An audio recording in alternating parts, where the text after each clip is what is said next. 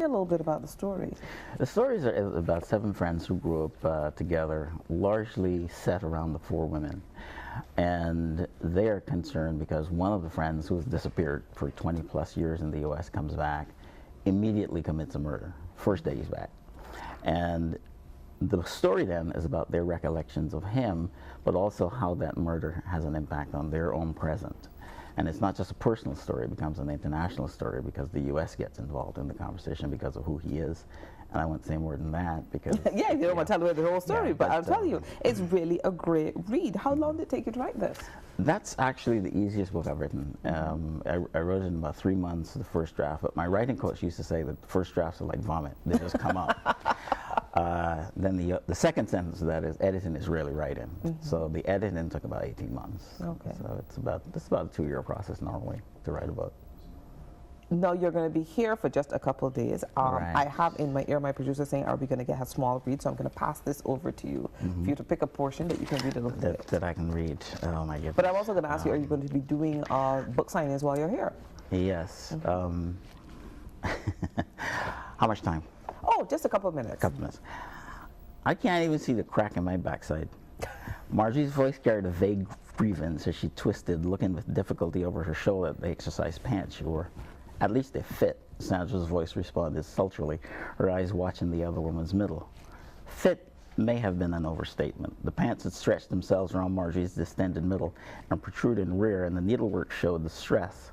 Sandra, Maylene, and Annis watched as Marjorie walked around, the soft swish of the material sounding like an accusation as her giant legs rubbed.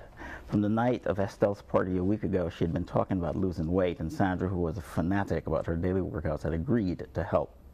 It had been she who had arranged to have the exercise outfits made for her friend, knowing that, left to her own devices, Margie would never go beyond talk. Good enough? Good enough. Good enough. And that's what I mean. You capture the relationship between the women so well. Even the descriptions of the women and how they are all so very, very different, and how their character is one of the supports in the friendship. Sure. Yeah. So there's Sandra, the one who's the judge, and she's the one who doesn't talk much, but when she talks, all the rest listen. And then there's the other one, Annis, who's the tall, slim one, but she's the one with the sharp tongue. I mean, all of them, they are so real. And when you read this book, I'm sure that you will be able to, as you read it, you can identify somebody you know in this book. Let's talk about your book sign-ins and where we can get the book. Cape Shepherd today at 12. They carry the book down here exclusively. And I'll be there from 12 until 1, signing copies of the book. And then I'm in and out. I'm gone on Monday. But I hope to be back sometime in the next couple of months to do something similar. What do you want somebody to get when they read Four Saints and an Angel? You want your audience to read it, but what do you want them to get out of the book? 2 different things, because like I said, I write for 2 different audiences. I write for a Barbadian audience that will slip into this book like the way you slip into an old pair of shoes. But I've written it also with the intention of exposing the culture to my friends who aren't Barbadian. A lot of my friends are white friends in the U.S. It's very interesting, the reaction. The book is now #1 on the publisher's bestseller list. But I've got 2 different set of reactions. My white friends say it's really tough to get through the book in the beginning because of the dialect. Because of the dialect. Yeah.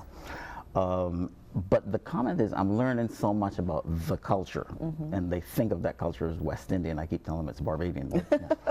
And but the Barbadian, I like the Barbadian to come away smiling and saying, yeah, I know that person. I recognize that person. It's sort of like an inside joke for people who are here. So I have 2 very different purposes with the book. Have you enjoyed writing it? I love to write, and I love writing this book, and sort of an inside joke here. It was never intended to be published. Maybe that's why it's the best one. This was sort of a fun thing I was doing for my friends, because my friends will recognize pieces of it where they are involved. And that was the intent at first, but then I figured people liked it when I sent the manuscript out. So what's after this? There's the second book is coming out next year, probably about 15 months from now. It's called A Death in Panama. That goes back even further. That looks at the period between 1904 and 1912 when so many Barbadians were going over to Panama. And it's also set in 1976 when the Americans were talking about giving the Panama Canal back. And I linked those 2 conversations into rather a dramatic and intriguing story about discovering something else that was built alongside the canal that the canal actually disguised. Thank you very much, Ronald Williams. Get yourself a copy of Four Saints and an Angel. He'll be at Page's Bookstore on Broad Street in Cape Shepherd today from 12 to 1 o'clock doing book signings. You are going to read it. It is going to fit you like an old shoe. You're going to be comfortable with the read, and you are going to laugh your head off because it is a great read.